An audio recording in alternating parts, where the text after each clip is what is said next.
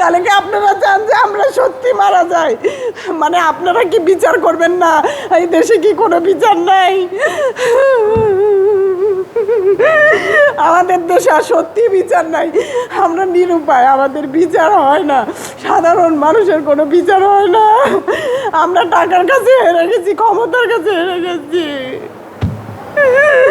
আমি বাচ্চা দুটো নিয়ে অসহায়, কেন আপনাদের দ্বারে দ্বারে আমার এত ঘুরতে হবে? আমি এই বিচার, এই দোষরের, আওয়ামী লীগের দোষরের উপযুক্ত বিচার চাই। ঊর্ধ্বতন কর্মকর্তার কাছে আমি 24টা ঘন্টা সময় দিচ্ছি, যদি না করেন সত্যি আমাদের মৃত্যু কাম্য। কারণ আমরা ওই পজিশন নিয়েই আজকে সব ছেড়ে চলে আসছি। আপনারা যদি আমাদের দিকে সুদৃষ্টি দেন তাহলে হয়তো আমাদের 3টা প্রাণ বাঁচবে, আর না হলে আমাদের মৃত, আমরা মৃতই এখন বর্তমানে। আমরা বাঁচতে চাই আপনাদের কাছে, আমাদেরও বাঁচার অধিকার আছে। আপনারা একটা পুলিশের অন্তত বিচার করেন, একটা পুলিশের বিচার করেন। এরকম আমার মতো শত শত নারী অবহেলিত, অনেক মেয়ে আজকে নির্যাতিত। একটা কনস্টেবলের বিচার করেন আপনারা, একটা পুলিশের বিচার করেন, দেখবেন আর কোনো পুলিশ এগুলো করার সাহস পাবে না।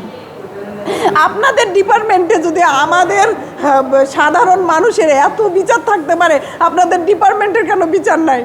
আইজি মহোদয়ের ওখানে আমি কুরিয়ার করে তাকে দরখাস্ত পাঠাইছি। আমি স্বরাষ্ট্র উপদেষ্টা, এই যে আমার কাছে রিসিভ কপি, এগুলো স্বরাষ্ট্র উপদেষ্টা, প্রধান উপদেষ্টা, আমি দেখা করতে চাই আইজি স্যারের সঙ্গে। আমি সেটাই বলছি যে স্যার যদি আমাদের সঙ্গে 24 ঘন্টার মধ্যে দেখা না করে, হয়তো আমরা একটা কিছু করব, কারণ আমাদের আর বাঁচার ইচ্ছা নাই। আমি আইজি স্যারকে মেসেজ দিতে চাচ্ছি যে আমরা আজকে 7-8 বছর থেকে নির্যাতিত এবং দাঁড়ে দাঁড়ে ঘুরতেছি একটা বিচারের আশায়। আইজি স্যার যেন আমাদের এটা সুষ্ঠু একটা তদন্ত করে বিচার করে দিই। বিচারটা হবে সেটা হচ্ছে এই ফ্যাসিস্ট এখনও বহাল কিভাবে থাকে। আপনারা আইজি স্যার যেন নাটোরে তদন্ত পাঠায় এবং দেখবে যে সমস্ত তদন্তই সত্য, কারণ আমি মিথ্যা কোনো কথা নিয়ে আসিনি, মিথ্যা কিচ্ছু বলিনি। আইজি স্যারের কাছে আমার এটাই বার্তা থাকবে, স্যার আপনার কাছে আমাদের করজোরে 2 হাত মিনতি করে আমি বাচ্চা দুটাকে সাথে নিয়ে বলতেছি, আপনারও পরিবার আছে, আমাদেরকে বাঁচার অধিকার দেন। আমি এই ফ্যাসিস্টের বিচার আপনার কাছে চাচ্ছি, আপনি আমার বিচারটা করে দেন।